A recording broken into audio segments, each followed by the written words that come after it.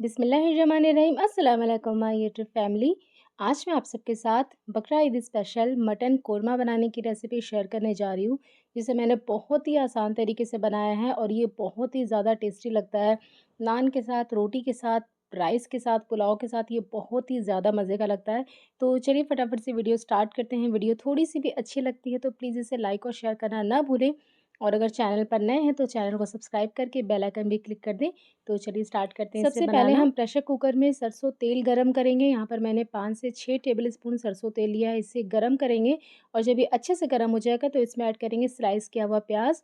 ये मैंने 2 medium size का प्याज लिया था, मीडियम से थोड़ा-सा ज़्यादा ही बड़ा था, और इसे मैंने स्लाइस कर लिया पतला-पतला, और इसे हम इस तरीके से लगातार चलाते हुए ब्राउन कर लेंगे। लगातार चलाने से जो प्याज़ है ना वो इक्वली ब्राउन होते हैं, वरना कोई-कोई जगह वाइट रह जाता है, कोई-कोई जगह ज़्यादा डार्क कलर आ जाता है। तो आप उसे अगर 10-10 सेकंड पे चला-चला के करेंगे ना तो वो एक बराबर कलर आएगा उसके ऊपर, और ज़्यादा आपको डार्क ब्राउन नहीं करना है, बस लाइट ब्राउन आपको करना है यहाँ पर प्याज़, वरना ग्रेवी का जो कलर है वो भी डार्क हो जाएगा। तो ये देखिए प्याज़ को मैंने यहाँ पर एक प्लेट पर फैलाकर निकाल दिया है, इसे हम रख देंगे ठंडा होने के लिए। और इसके बाद हम एक मसाला रेडी करेंगे कोरमा के लिए। इसके लिए मैंने पैन में लिया है 2 बड़ी इलायची, एक मैंने लिया है जावित्री, 4 से 5 हम लेंगे लौंग, और ये 1/4 हिस्सा है जायफल का, एक जायफल का मैंने 1/4 हिस्सा लिया है। दालचीनी ऐड करेंगे इसमें 1 छोटा चम्मच, और इसके बाद इसमें जाएगा काली मिर्च, ये भी 1 छोटा चम्मच ऐड करेंगे, और ऐड करेंगे इसमें ज़ीरा। सारे इंग्रेडिएंट्स की लिस्ट आपको नीचे डिस्क्रिप्शन बॉक्स में मिल जाएँगे। इसे हमें हल्का-सा बस 2 मिनट के लिए गरम करना है। 2 मिनट बस जैसे ही होगा हम गैस का फ्लेम बंद कर देंगे। इसे ज़्यादा हमें गरम नहीं करना है, भूनना नहीं है मसाले को, और इसे ठंडा करके पीस लेंगे। और अब सेम तेल में हम डालेंगे कुछ खड़े गरम मसाले। मैंने यहाँ पर 7 से 8 लिया है छोटी इलायची, दालचीनी का टुकड़ा लिया है मैंने आधे इंच का, 3 से 4 लौंग, 1 तेज़पत्ता ऐड कर देंगे इसमें, और कुछ दाने ऐड करेंगे काली मिर्च के। इसके बाद हम इसे हल्का-सा फ्राई करेंगे जिससे कि सरसों के तेल में सारे गरम मसालों का जो फ्लेवर है, जो अरोमा है ना वो आ जाए। और अब हम यहाँ पर ऐड करेंगे मटन। ये मैंने 1 केजी मटन लिया है। मटन ऐड करने के बाद हम गैस का फ्लेम जो है वो मीडियम टू हाई पे करेंगे, और इसे 2 से 3 मिनट के लिए ऐसे ही भून लेंगे हम ऑयल में मटन को।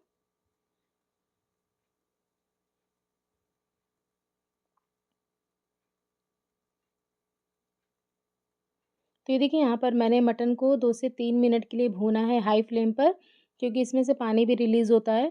तो अब हम इसमें ऐड कर देंगे अदरक और लहसुन का पेस्ट, 2 टेबल स्पून ऐड करना है, 2 बड़े चम्मच। फिर से हम इसे अदरक लहसुन के पेस्ट के साथ भूनेंगे 3 से 4 मिनट के लिए। इसे आप बीच-बीच में चलाते हुए भून लें। गैस का जो फ्लेम है वो आपको मीडियम पे रखना है इस टाइम। अदरक लहसुन का पेस्ट ऐड करने के बाद आप गैस का फ्लेम मीडियम पे कर दें, वरना जल जाएगा अगर आप हाई फ्लेम पे करेंगे तो। तो मीडियम फ्लेम पर हम भूनेंगे इसे 3 से 4 मिनट के लिए। बीच-बीच में इसे आप इस तरीके से चलाते रहें। तो यहाँ पर मैंने इसे भून लिया है 3 से 4 मिनट के लिए। अदरक लहसुन का जो पेस्ट था वो भी भुन गया। अब इसमें कुछ मसाले ऐड करेंगे। तो मैंने ऐड कर दिया है हल्दी पाउडर, लाल मिर्च पाउडर तीखी वाली, और ये कश्मीरी लाल मिर्च पाउडर है। इसके बाद इसमें जाएगा 2 चम्मच धनिया पाउडर, नमक ऐड करेंगे टेस्ट के हिसाब से, और ये सूखे मसाले डाल के हम इसे मिक्स करेंगे। और सूखे मसाले डालते टाइम ना आपको गैस का फ्लेम लो पे कर देना है। अगर लो पे नहीं करेंगे तो मसाले बहुत ही जल्दी जल जाएँगे, क्योंकि ये सूखे मसाले हैं। तो आप गैस का फ्लेम लो पे करके इसमें ये सारे मसाले ऐड करें, और अच्छे से इसे मिक्स कर लेंगे। मिक्स करने के बाद हम इसे 2 से 3 मिनट के लिए लो फ्लेम पर ही भून लेंगे मसालों के साथ मटन को।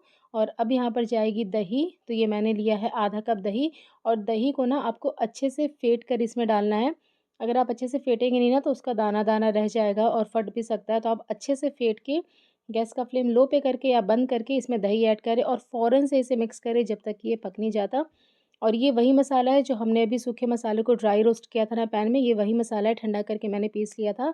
और यहाँ पर हमें 1 चम्मच मसाला इसमें से बचा लेना है, बाकी का पूरा हम यहाँ पर ऐड कर देंगे। 1 चम्मच मैंने उसमें से बचा लिया है जो हम बाद में ऐड करेंगे। और ये मसाला ऐड करने के बाद भी हम इसे अच्छे से मिक्स करके 3 से 4 मिनट के लिए कुक करेंगे। लो फ्लेम पर आपको भूनना है मसाले को, और दही को भी अच्छे से पकाना है जिससे कि इसमें से तेल जो है वो अलग हो जाए। तो ये देखिए यहाँ पर मसालों को दही के साथ मैंने अच्छे से भूना है। ये देखिए तेल बिल्कुल अलग हो चुका है, यहाँ पर आप देख सकते हैं। लो फ्लेम पर भूनने से ना मसाले जो हैं वो अच्छे से भून जाते हैं, और जितना पानी दही ने छोड़ा था वो भी यहाँ पर ड्राई हो गया है, ये देखिए। तेल बिल्कुल अलग हो चुका है, तो अब हम इसमें पानी ऐड करेंगे। हमें यहाँ पर मटन को अब गलाना है।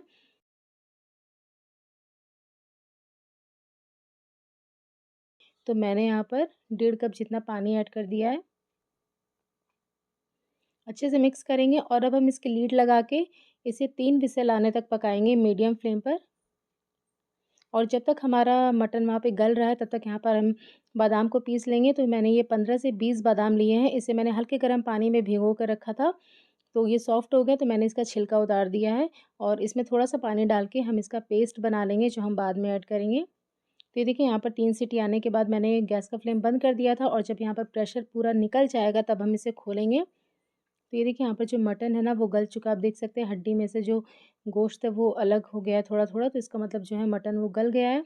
तो अब हम गैस का फ्लेम ऑन करेंगे और फिर से हम इसे रखेंगे पकने के लिए। तो यहाँ पर ये देखिए, मैंने 3 से 4 मिनट के लिए इसे पकाया है और ये जो प्याज़ हमने रखा था ना ब्राउन करके स्टार्टिंग में, वो प्याज़ हम पीसेंगे। डालते टाइम ही आपको पीसना है, पहले से पीस के नहीं रखना है। तो बस मैंने अभी तुरंत ही इसे पीसा है और बिना पानी ऐड किए आपको पीसना है। अगर आप चाहें तो आप इसे हाथों से भी क्रश कर सकते हैं, क्योंकि ये काफ़ी क्रिस्पी होते हैं। मैंने इसे मिक्सर में डाल के चला दिया है और यहाँ पर जो प्याज़ का पेस्ट था वो भी हम डाल के इसे अच्छे से मिक्स करेंगे। और जैसे ही इसमें प्याज़ का ब्राउन अनियन का जो पेस्ट है वो जाता है ना, इसका जो टेक्सचर है, जो कलर है, वो बिल्कुल चेंज हो जाता है। तो ये देखिए, मैंने डाल के इसे अच्छे से मिक्स किया है और 2 मिनट बाद हम इसमें ऐड करेंगे बादाम का पेस्ट, जो अभी हमने बादाम पीसा है पानी ऐड करके। वो यहाँ पर हम पूरा ऐड कर देंगे। इससे जो कोरमा की जो ग्रेवी है ना, वो और रिच हो जाती है, थोड़ी स्मूथ हो जाती है। तो यहाँ पर बादाम का पेस्ट ऐड करने के बाद भी हम इसे अच्छे से मिक्स कर लेंगे।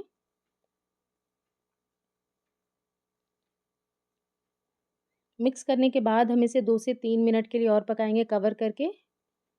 तो ये देखिए, मैंने यहाँ पर इसे 2 से 3 मिनट के लिए पकाया है। लो फ्लेम पर आपको पकाना है जब तक कि जो तेल है ना, वो बिल्कुल ऊपर नहीं आ जाता, बिल्कुल अलग नहीं हो जाता मसालों में से। तब तक के लिए हमें इसे फिर से भूनना है, प्याज़ और बादाम का पेस्ट ऐड करने के बाद। और अब हम इसमें डालेंगे फिर से पानी। अब आपको जितनी भी पतली या फिर गाढ़ी ग्रेवी चाहिए, उस हिसाब से आप इसमें पानी ऐड कर दें।